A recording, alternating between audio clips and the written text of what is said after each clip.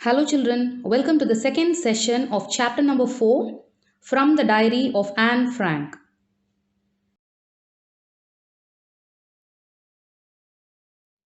In the last session, we saw about Anne Frank's background and her life under Nazi rule. She was a Jewish girl of German origin. We saw how she got her diary, which was a present for her 13th birthday.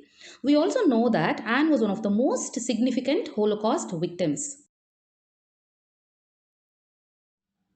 Today, we are going to learn a little more about how valuable the diary was to her and how she shared some of her most important moments of her life in it.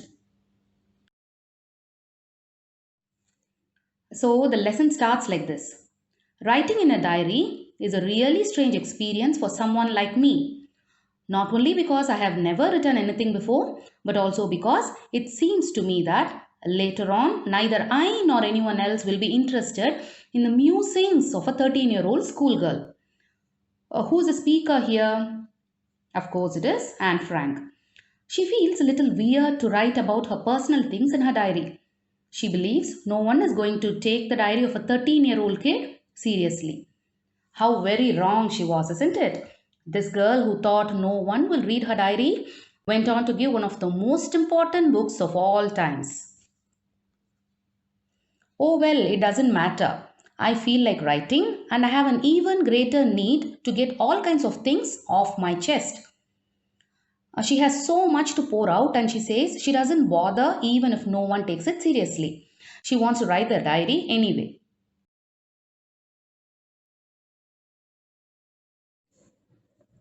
Paper has more patience than people. This is a very beautiful line. People can be judgmental sometimes. They might criticize you or make you feel upset. But pouring your emotions in a paper will never be a disappointment. So, Anne says paper has more patience than people. Children, you can even quote this line when you write in your exam. I thought of the same on one of those days when I was feeling a little depressed and was sitting at home with my chin in my hands, bored and listless, wondering whether to stay in or go out. So, what's the meaning of the word listless? It means with no energy or interest. She thought about the saying on a rather dull day. She was in a dilemma whether to go out and play with friends or sit at home simply. And what did she decide? Let's see. I finally stayed where I was, brooding. So she decided to stay at home. Yes, paper does have more patience. And since I'm not planning to let anyone else read the stiff backed notebook, grandly referred to as a diary, unless I should ever find a real friend, it probably won't make a bit of a difference.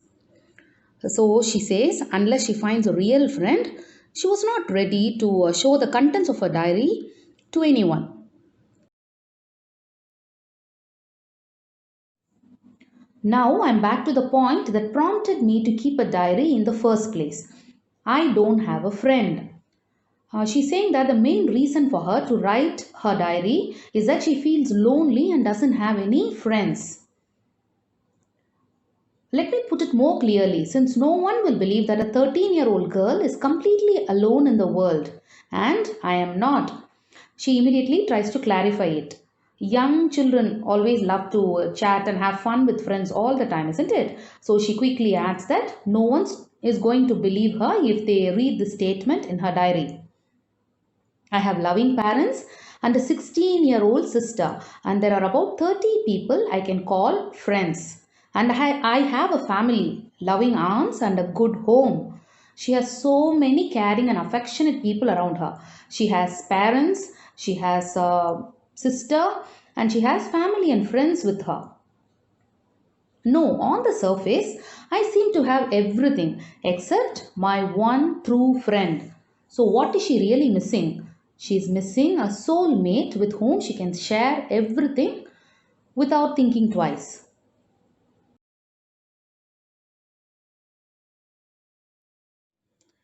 All I think about when I am with friends is having a good time. She feels happy to be among friends.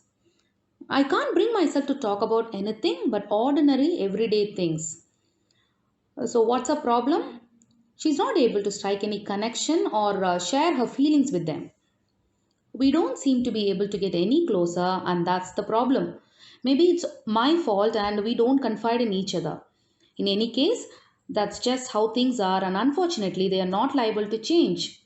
This is why I have started the diary. She's way too mature than her age, and she says there are things which are out of our control. Everything can't be changed, and she accepts that she might also be at the wrong side.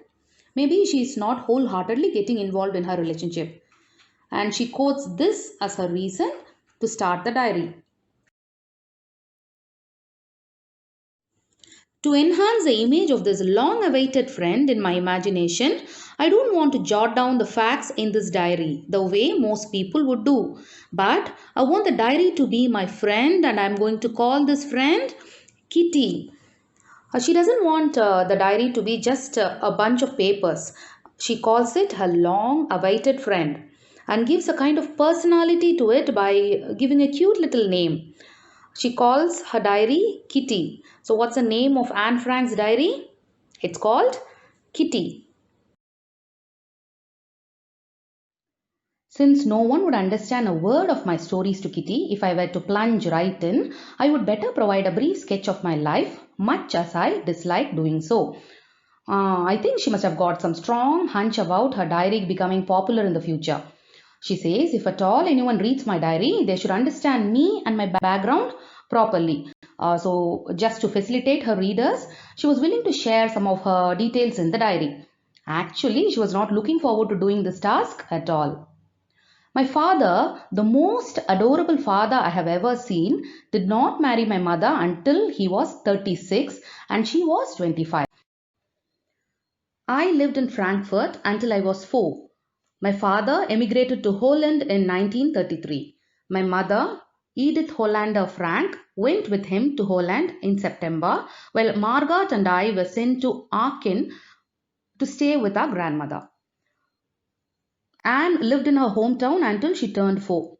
By that time, her father got a job offer in Holland and he moved there first. Soon after, to take care of him, her mother also had to go to Holland, leaving these two sisters under the care of their grandmother who lived nearby in a place called Aachen in Germany. Margot went to Holland in December and I followed in February when I was plunked down on the table as a birthday present for Margot.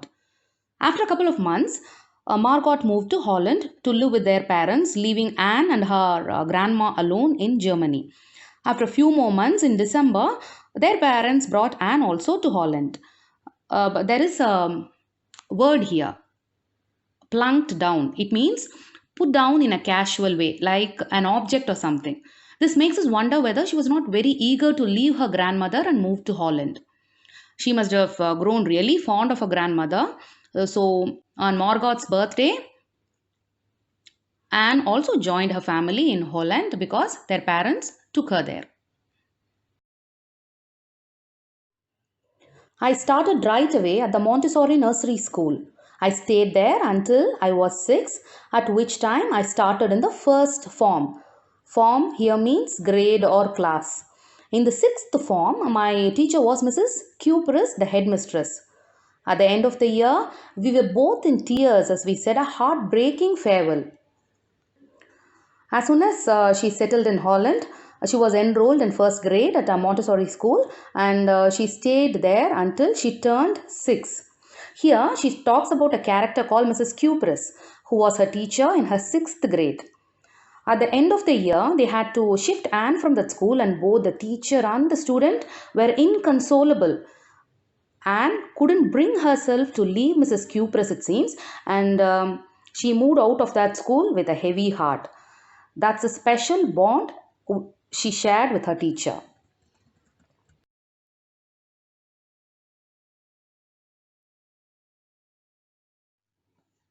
In the summer of 1941, Grandma fell ill and had to have an operation. So, my birthday passed with little celebration. So what happened in the year 1941, Anne's grandma was taken ill and she had to undergo a surgery. Anne's birthday also came around that time, and the family was in no mood to celebrate it because they were very worried about the grandma's health. But she was a small girl, right? So she felt a little let down. She was looking forward to it eagerly, but as it did not happen, she felt very sad. Grandma died in January 1942. No one knows how often I think of her and still love her. This birthday celebration in 1942 was intended to make up for the other, and the grandma's candle was lit along with the rest. So, just in a matter of 1 year, in 1942, her grandmother died and she felt miserable about the loss. She was very much attached to her grandmother and loved her always. So after a few months, her birthday also came, and this time her parents made sure that she had a real party that year as a compensation for the previous year. And what did Anne do? She lit a candle in the memory of her grandmother on her birthday.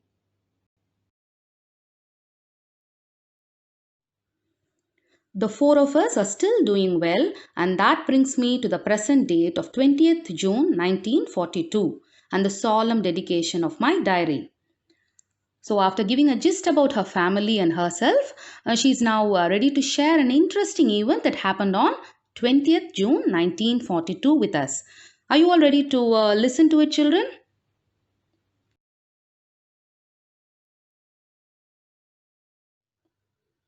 Dearest Kitty. So, she's starting by addressing a diary as Dearest Kitty and narrating the day's happenings with it.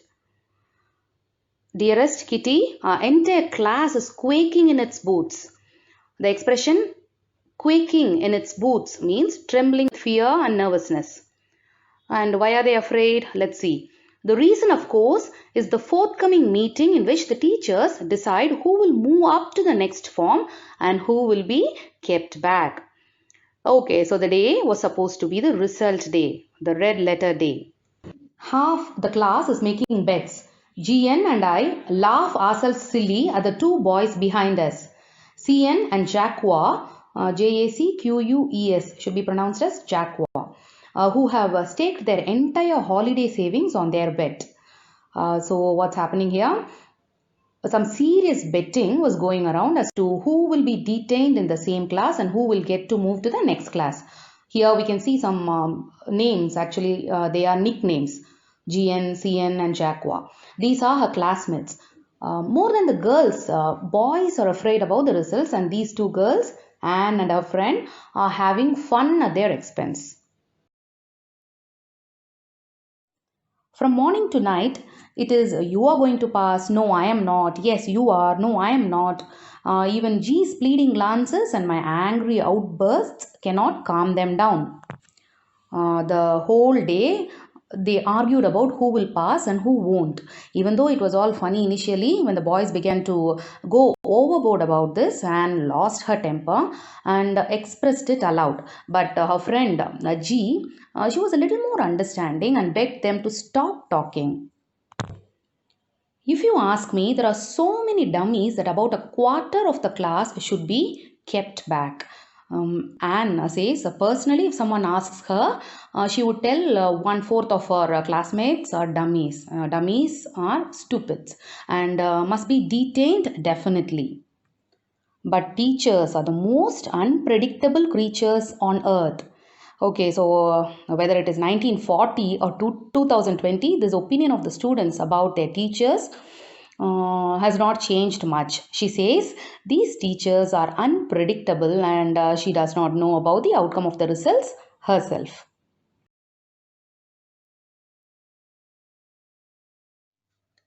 I'm not so worried about my girlfriends and myself.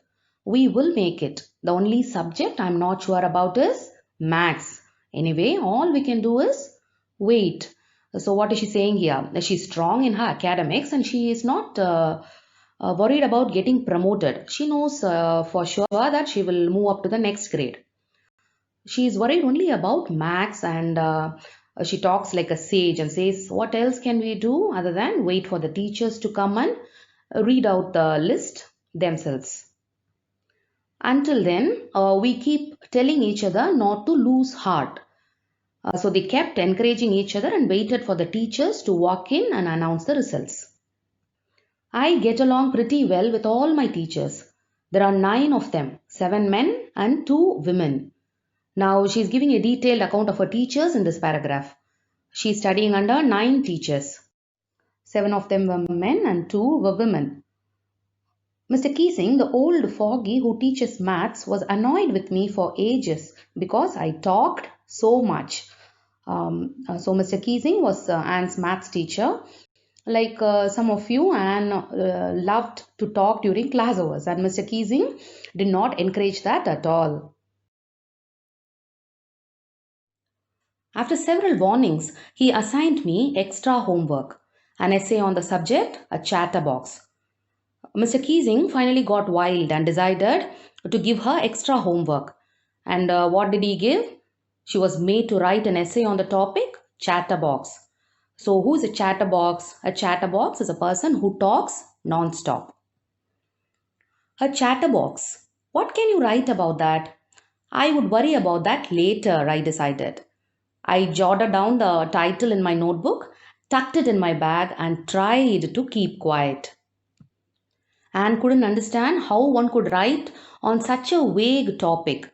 And what did she do? She pushed it out of her mind for the time being and must have continued talking with her friends after that also. That evening, after I had finished the rest of my homework, the note about the essay caught my eye. I began thinking about the subject while chewing the tip of my fountain pen. She finished all her other homework and remembered her essay, which was given to her by her maths teacher. Anyone could ramble on and leave big spaces between the words, but the trick was to come up with convincing arguments to prove the necessity of talking. Children usually are smart in handling these kinds of punishments. Say, for example, if we ask you to write a page on the ill effects of media or pollution, what do? Usually, you use big fonts or leave lines in between and finish it off quickly. So Anne also thought of doing something like that initially, but decided to give it a serious try. She wanted to convince Mr. Keesing as to why children talk in class. I thought, and suddenly I had an idea. I wrote the 3 pages Mr. Keesing had assigned me and was satisfied.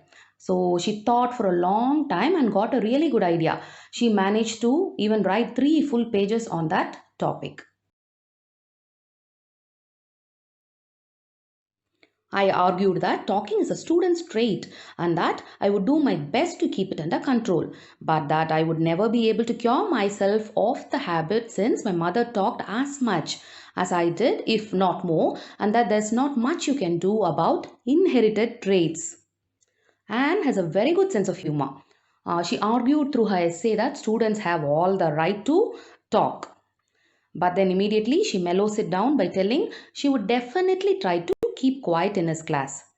She then very cleverly shifts the blame on her genes and says that she couldn't control it because her mother was also a big chatterbox and she has got that particular trait from her mother. Mr. Keesing had a good laugh at my arguments, but when I proceeded to talk my way through the next lesson, he assigned me a second essay. So the maths teacher couldn't get angry with his little girl's presence of mind, but when Anne tried to take advantage again, he gave her another essay to write. This time it was supposed to be on an incorrigible chatterbox. I handed it in, and Mr. Keesing had nothing to complain about for 2 whole lessons. So, what title did he assign this time? An incorrigible chatterbox. Incorrigible means something that cannot be corrected. By now, she has become a pro in writing essays, and so she presented her homework the very next day itself. Mr. Keesing did not look in her direction for the next 2 sessions. However, during the third lesson, he had finally had enough. Anne Frank, as punishment for talking in class, write an essay entitled Quack, Quack, Quack, said Mistress Chatterbox. The teacher finally lost his temper on the third period. What did he do? He gave her a very amusing title for her essay this time, and the whole class burst out laughing. What's the title all about? Quack, quack, quack, said Mistress Chatterbox. He called her a duck who could not keep quiet even for a second. The class roared. I had to laugh too, though I had nearly exhausted my ingenuity on the topic of chatterboxes. The meaning of ingenuity is originality and inventiveness. So when the class heard about the topic which was assigned to her, everyone started laughing. She also had a hearty laugh with her friends, but she did not know how else to approach the topic. She had used all her wit and imagination already. It was time to come up with something else, something original. My friend Sana, who's good at poetry, offered to help me write the essay from beginning to end in verse, and I jumped for joy. She wanted to do something different this time, and her friend Sana readily accepted to help her. They both decided to approach her essay in the form of a poetry this time, and the whole class was also waiting eagerly for the next presentation. Mr. Keesing was trying to play a joke on me with this ridiculous subject, but I would make sure the joke was on him. Anne says she wanted to turn the tables this time and make Keesing an object of ridicule instead of her. I finished my poem and it was beautiful. It was about a mother duck and a father swan with three baby ducklings who were bitten to death by the father because they quacked too much. So she wrote about a mother duck and a father swan with the three baby ducklings, and the father swan got wild because the baby ducklings kept on chattering. And what did he do finally? He bit them to death. And so Anne Frank had tried to portray Mr. Keesing as the father swan, and she tried to suggest to Mr. Keesing that the poor ducklings, the students, uh, are being killed by him because he is very strict. Luckily, Mr. Keesing took the joke the right way. He read the poem to the class, adding his own comments and to several other classes as well. Since then, I have been allowed to talk and haven't been assigned any extra homework. On the contrary, Mr. Keesing is always making jokes these days. So the maths teacher finally understood what our Anne is trying to convey and accepted his defeat. He took it in the right spirit. He read her poetry not only in her class but also in all the other classes that he handled. So Anne was successful in changing Mr. Keesing's outlook on life, and she says Mr. Keesing is always making jokes these days and rarely seen angry. He is often spotted cracking jokes and taking life easily. So finally, Anne wraps up her diary entry by signing off her name at the end.